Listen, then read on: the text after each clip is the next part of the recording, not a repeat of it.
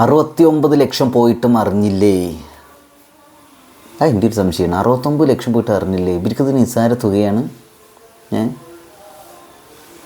69 ലക്ഷം പോയിട്ടും അറിഞ്ഞില്ലേ? 5 വർഷത്തെ കഠിനാധ്വാനം. ഓക്കെ, നീ എങ്ങനെ ചെയ്യുമെന്ന് വിശ്വസിക്കുന്നില്ല ചർച്ച. 69 ലക്ഷം പോയിട്ടും അറിഞ്ഞില്ല, 5 വർഷത്തെ കഠിനാധ്വാനം, ദിയെ ഇങ്ങനെ ചെയ്യുമെന്ന് വിശ്വസിക്കുന്നില്ല ചർച്ച. വലിയൊരു സാമ്പത്തിക തട്ടിപ്പിനിരയായതിൻ്റെ ആഘാതത്തിലാണ് കൃഷ്ണകുമാറും കുടുംബവും. ഇന്ന് രാവിലെ മുതൽ അവിശ്വസനീയമായ വാർത്തകളാണ് കൃഷ്ണകുമാറിനെ കുറിച്ചും മകൾ ദിയയെക്കുറിച്ചും വരുന്നത്. ഇന്നലെ വന്ന വാർത്തയാണ് കേട്ടോ.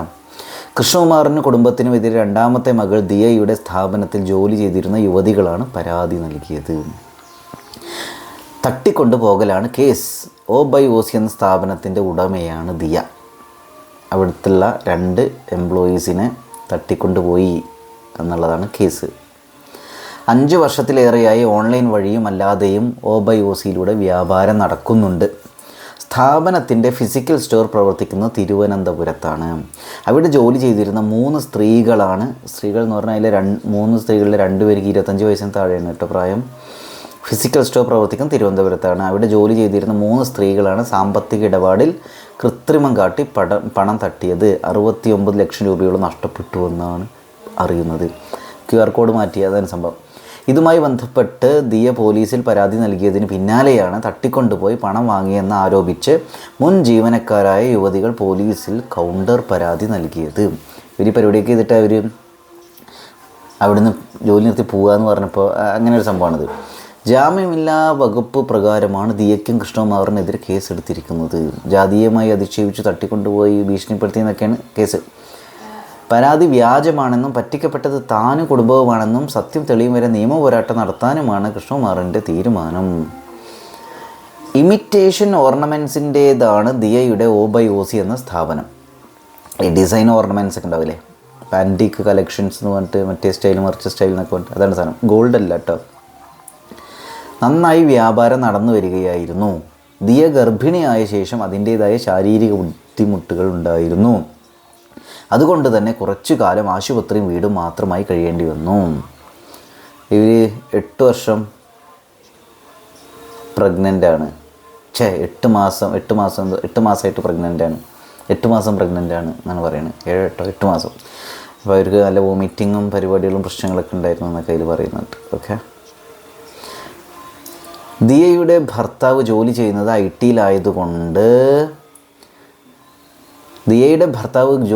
ഐ ടിയിലായതുകൊണ്ട് തന്നെ അയാൾക്കും സ്ഥാപനത്തിൽ ദിവസവും പോയി കാര്യങ്ങൾ ശ്രദ്ധിക്കാൻ സമയം കിട്ടിയിരുന്നില്ല. ബിസിനസ് നടത്തുമ്പോൾ ആരെങ്കിലുമൊക്കെ പോയി നോക്കണ്ടേ? അതോ അത്രയും ബ്ലൈൻഡായിട്ട് വിശ്വസിച്ചോ ജോലിക്കാരെയും? ദിയയുടെ ഭർത്താവ് ജോലി ചെയ്യുന്നത് ഐ ടിയിലായതുകൊണ്ട് തന്നെ അയാൾക്കും സ്ഥാപനത്തിൽ ദിവസവും പോയി കാര്യങ്ങൾ ശ്രദ്ധിക്കാൻ സമയം കിട്ടിയിരുന്നില്ല. അവിടെ 3 കുട്ടികളാണ് ജോലി ചെയ്തിരുന്നത്. ആദ്യം യുവതികൾ പറഞ്ഞപ്പോൾ 3 കുട്ടികളായി. വിശ്വസ്തർ എന്ന് കരുതിയിരുന്നവരാണ് ഇവർ. ഭയങ്കര കമ്പനിയായിരുന്നു. ദിയയുടെ ഫങ്ഷൻസിലൊക്കെ അവർ വരുന്നതൊക്കെ ആയിട്ട് വീഡിയോസ് വ്ളോഗുകളിൽ കാണാം. ദിയ മാറി നിന്ന സമയത്ത് അവർ കൃത്യമായി കാര്യങ്ങൾ വിളിച്ച് പറയുകയും കണക്കുകൾ പറയുകയും എല്ലാം ചെയ്യാറുണ്ടായിരുന്നു. പിന്നെ ഇടയ്ക്ക് വെച്ചിട്ട് എന്ത് ചെയ്തു? തട്ടിപ്പ് തുടങ്ങി. പിന്നെ എന്ത് സംഭവിച്ചു എന്ന് ചോദിച്ചാൽ ഇവർ കസ്റ്റമേഴ്സിനോട് പറഞ്ഞത് QR കോഡ് വർക്ക് ചെയ്യുന്നില്ലെന്നാണ്. അപ്പോൾ ഇവരുടെ QR കോഡ് കാണിച്ചെടുത്ത് അപ്പോൾ അതിക്ക് ലക്ഷങ്ങൾ വന്നു. എന്നിട്ട് അവർ അപ്പം അത് ഡിവൈഡ് ചെയ്തു എന്നാണ് പറയുന്നത്. അതൊരു 9,000 രൂപ വരികയാണെങ്കിൽ 3,000 വെച്ചിട്ട് അങ്ങനെ 30,000 വരികയാണെങ്കിൽ 10,000 വെച്ച് അങ്ങനെ 69 ലക്ഷത്തിന് മുകളിൽ കണക്ക് പ്രകാരം പോയിട്ടുണ്ടെന്ന് പറഞ്ഞു. അപ്പോൾ കണക്കില്ലാണ്ട് എത്ര പോയിട്ടുണ്ടാവും? ഇവരടുത്ത് സ്റ്റോക്ക് എടുത്തിട്ട് വിൽക്കുകയും ചെയ്തായിരുന്നു അത്രേ. എന്നിട്ട് അവരുടെ ഫോണിലെ QR കോഡ് കാണിച്ച് അതിലേക്ക് പണം അയക്കാൻ പറയും. അതെല്ലാം ഓഫീസിലെ CCTVയിൽ പതിഞ്ഞിട്ടുണ്ട്. ഒരു ദിവസം ദിയയുടെ സുഹൃത്ത് ഷോപ്പിൽ നിന്നും പ്രൊഡക്റ്റ് വാങ്ങി. അവിടെയാണ് ഇവർ അറിഞ്ഞത് കാര്യം കേട്ടോ. ശേഷം പണം കിട്ടിയോ എന്ന് അവൾ ദിയയെ വിളിച്ച് ചോദിച്ചു. അപ്പോഴാണ് ഇങ്ങനെ ചില തട്ടിപ്പ് നടക്കുന്നുണ്ടെന്നും മനസ്സിലാക്കിയത്. ശേഷം ആ ജീവനക്കാരോട് ഞങ്ങൾ ഇതേക്കുറിച്ച് ചോദിച്ചപ്പോൾ അവർ ജോലി മതിയാക്കി പോയി. പിടിക്കപ്പെട്ടു എന്ന് പറഞ്ഞപ്പോൾ അവർ ജോലി മതിയാക്കി പോയി. പിന്നീട് അവരെ കണ്ട് ഞങ്ങൾ സംസാരിച്ചപ്പോൾ പണം എടുത്തുവെന്ന് സമ്മതിച്ചു. ഇത് അവർ കണ്ട് സംസാരിച്ചിട്ട് പണം എടുത്തത് അവർ സമ്മതിക്കില്ല. അതിൻ്റെ വീഡിയോസൊക്കെ വരയിലുണ്ട് കേട്ടോ. ഇവർ പിന്നെ കുടുംബത്തോടെ വ്ളോഗർമാരായതുകൊണ്ട് എല്ലാവരും വീഡിയോ എടുത്ത് വെച്ചിട്ടുണ്ട്. കുറേ വീഡിയോസ് എടുത്ത് വെച്ചിട്ടുണ്ട്. എല്ലാവരും കൂടി നിന്നിട്ട് ഇവർ ചോദ്യങ്ങളൊക്കെ ചോദിക്കുന്നുണ്ട്. അപ്പോൾ അവർ സമ്മതിക്കുന്നുണ്ട്. ഫ്ലാറ്റിന് താഴെ വെച്ചാണ് സംസാരം നടന്നത്. ശബ്ദം കൂടിയപ്പോൾ അസോസിയേഷൻ ഇവിടെ നിന്നിട്ട് വേറെ സ്ഥലത്തേക്ക് ഇവർ മാറി സംസാരിക്കണം. ശബ്ദം കൂടിയപ്പോൾ അസോസിയേഷൻ ഇടപെട്ട് മറ്റെവിടേക്കെങ്കിലും പോയി സംസാരിക്കാൻ 2 കൂട്ടരോട് ആവശ്യപ്പെട്ടു. അങ്ങനെ വിവിധ വാഹനങ്ങളിൽ ഞങ്ങളുടെ ഓഫീസിലേക്ക് വന്നു. ഇവിടെ വന്ന് സംസാരിച്ചപ്പോൾ ബാങ്ക് ട്രാൻസ്ഫർ വഴി മാത്രം 69 ലക്ഷം നഷ്ടപ്പെട്ടു എന്ന് അവരിൽ നിന്ന് ഞങ്ങൾ മനസ്സിലാക്കി. അതുകൂടാതെ പണമായും സാധനങ്ങളും നഷ്ടപ്പെട്ടു. പക്ഷേ അതിന് തെളിവില്ല. ഞങ്ങൾ കണ്ടുപിടിച്ചുവെന്ന് മനസ്സിലായപ്പോൾ കുറച്ച് പണം തിരികെ തരാമെന്ന് അവർ സമ്മതിച്ചു. 3-4 മണിക്കൂർ കഴിഞ്ഞ് 8 ലക്ഷം രൂപ കൊണ്ട് വന്ന് തന്നു. 8,82,000. ഞാൻ എന്താ പെൺകുട്ടികളല്ലേ എന്ന് കരുതി ബാക്കി പണം ക്ഷമിച്ചു. 69 ലക്ഷത്തിലെ 8 ലക്ഷം 9 ലക്ഷത്തിനടുത്ത് ഇവർ കിട്ടി. ബാക്കി ഇവർ ക്ഷമിച്ചു എന്ന് കാശുകാർ അല്ലേ. പെൺകുട്ടികളല്ലേ എന്ന് കരുതി ബാക്കി പണം ക്ഷമിച്ചു. ശേഷം അവർ ഇവിടുന്ന് പോയി. എന്നൊരു കേസിന് കൊടുത്തു. പിന്നീട് അക്കൂട്ടത്തിൽ ഒരു പെൺകുട്ടിയുടെ ഭർത്താവ് ദിയയെ വിളിച്ച് പരാതി പിൻവലിക്കാൻ ആവശ്യപ്പെട്ട് ഭീഷണിപ്പെടുത്തി. രാത്രി സമയത്ത് വിളിച്ചിട്ട് നിങ്ങൾ എഴുതി തരണം, കേസൊന്നും കംപ്ലയിൻറ്റ് കൊടുക്കില്ല, വീഡിയോ ഒന്നും ലീക്കാക്കൂല എന്നുള്ളത് എന്നൊക്കെ പറഞ്ഞു. അപ്പോൾ അങ്ങനെയാണ് ഈ സംഗതി മൊത്തം മാറും. അതിനുശേഷം ഭീഷണിപ്പെടുത്തി. അതിനുശേഷം ഞങ്ങൾ പരാതി കൊടുത്തു.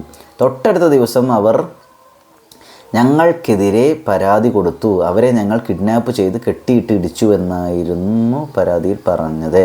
അതായത് ആദ്യം ദിയയുടെ വീട്ടുകാർ പരാതി കൊടുത്തു. അപ്പോൾ അതിൻ്റെ കൗണ്ടർ കേസായിട്ട് കംപ്ലയിൻ്റ് ആയിട്ടാണ് അവർ കൊടുത്തത്. പക്ഷെ അവർ കൊടുത്ത് ജാമ്യമില്ല വകുപ്പ് പ്രകാരമുള്ള ഒരു കംപ്ലയിൻ്റ് ആയിട്ടാക്കിയത്. താരകുടുംബത്തിൽ അങ്ങനെ എന്ന് സത്യത്തിൽ അങ്ങനെയൊന്നും സംഭവിച്ചിട്ടില്ല. എല്ലാത്തിൻ്റെയും വീഡിയോ ഞങ്ങളുടെ പക്കലുണ്ടെന്ന് കൃഷ്ണകുമാർ പറഞ്ഞു. താരകുടുംബത്തിനെതിരെ വന്ന ഒരു ഭാഗത്തൊക്കെ തെളിവുകളുണ്ട് കേട്ടോ. തെളിവുകളില്ലെങ്കിൽ അവസ്ഥ ആലോചിച്ച് വീഡിയോ പ്രൂഫ് ഉണ്ട് ഇവർക്ക്. താരകുടുംബത്തിനെതിരെ വന്ന് തട്ടിക്കൊണ്ടുപോകൽ കേസ് ചർച്ചയായതോടെ 69 ലക്ഷം പോയിട്ടും അറിയാൻ എന്തുകൊണ്ട് വൈകി എന്നായിരുന്നു ചിലരുടെ സംശയം. സ്വാഭാവികമാണ്. 69 ലക്ഷം പോയത് അറിഞ്ഞില്ലേ? അപ്പോൾ ഇവർ അക്കൗണ്ടിൽ ശരിക്കുള്ള പൈസ എത്ര കഷ്ടപ്പെട്ട് തന്നെയാണ് ഇത് പൈസയൊക്കെ ഉണ്ടാക്കുന്നത്, ബിസിനസ് സംഭവമൊക്കെ. പക്ഷേ ഈ ഇത്രയും മാസങ്ങളായിട്ട് ഇവർ ബ്ലൈൻഡായിട്ട് വിശ്വസിച്ച് പറഞ്ഞാൽ അപ്പോൾ ഇതെന്തത് ഒട്ടും ഇവർ ശ്രദ്ധിക്കലില്ലായിരുന്നു. ആ കുടുംബത്തിൽ ആരും ശ്രദ്ധിക്കലില്ലായിരുന്നു. ദിയ ഇങ്ങനെ ചെയ്യുമെന്ന് വിശ്വസിക്കുന്നില്ലെന്നും കമൻറ്റുകളുണ്ട്.